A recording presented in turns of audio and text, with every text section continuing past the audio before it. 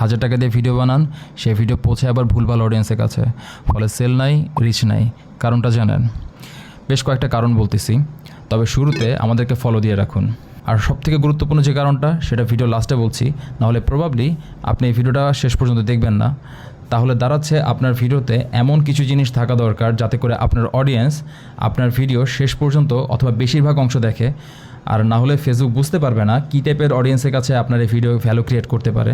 In summary, আপনার ভিডিওতে এমন কিছু না থাকাটা একটা ভুল যেটার জন্য আপনার অডিয়েন্স ভিডিওর বেশিরভাগ অংশ দেখবে। এর পরের কারণ হচ্ছে ভিডিওতে হুকের ব্যবহার না করা। বুঝিয়ে বলছি, ভিডিও শুরু হওয়ার প্রথম 3 সেকেন্ড খুবই গুরুত্বপূর্ণ, কারণ মানুষজন আজকাল ক্রমাগত থাম দিয়ে ভিডিও চেঞ্জ করতে থাকে। আপনি ভিডিও শুরু হওয়ার আগে মাত্র 3 সেকেন্ড সময় পাবেন এমন কিছু দেখানোর যেটা ইন্টারেস্টিং এবং মানুষজন তার লাইফের সাথে আপনার ভিডিওকে কানেক্ট করতে পারে। আর এটা যদি না হয়, মানুষজন সোয়াইপ করে চলে যাবে, এতে করে আপনার ভিডিও দেখা হবে না, প্রপার রিচও পাবেন না। আচ্ছা, এইবার খেয়াল করেন আপনি ভুল টাইমে অ্যাড রান করতেছেন কিনা। ভুল টাইমে অ্যাড রান করা অ্যাডের প্রপার সেল না আসা, রিচ না আসার জন্য আরেকটা গুরুত্বপূর্ণ কারণ। অ্যাড রান করার পরে প্রথম কয়েক ঘন্টা খুবই গুরুত্বপূর্ণ। এই সময় আপনার অডিয়েন্সের যে ইন্টারাকশান, সেই ইন্টারাকশানের উপর অনেকটা নির্ভর করে আপনার অ্যাডের ভবিষ্যৎ কী হবে। আমি বলতেছি না পুরোটাই, বাট অনেকটাই নির্ভর করে।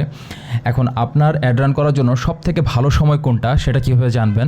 আপনার পেজের ইনসাইডে যান এবং একটু খুঁজে দেখেন আপনার অডিয়েন্সের সবথেকে বেশি প্রেজেন্স কোন সময় থাকে। দিনের যেই সময় আপনার অডিয়েন্স সবথেকে বেশি অনলাইনে থাকে সেই সময় আপনি চাইলে অ্যাডটা রান করতে পারেন।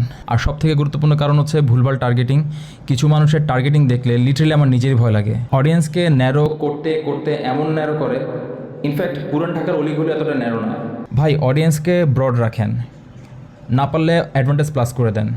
আজকাল ফেসবুক অনেক স্মার্ট হয়ে গেছে ভাই। আপনি অডিয়েন্সকে ব্রড রাখবেন অথবা অ্যাডভান্টেজ প্লাস করে দেবেন। ফেসবুক আপনার কন্টেন্ট দেখে, আপনার অডিয়েন্স দেখে অ্যাডভান্টেজ আসার পরে ফেসবুক নিজে থেকে বুঝতে পারে যে কী টাইপের অডিয়েন্সের কাছে আপনার ক্যাম্পেইন পৌঁছে দিতে হবে।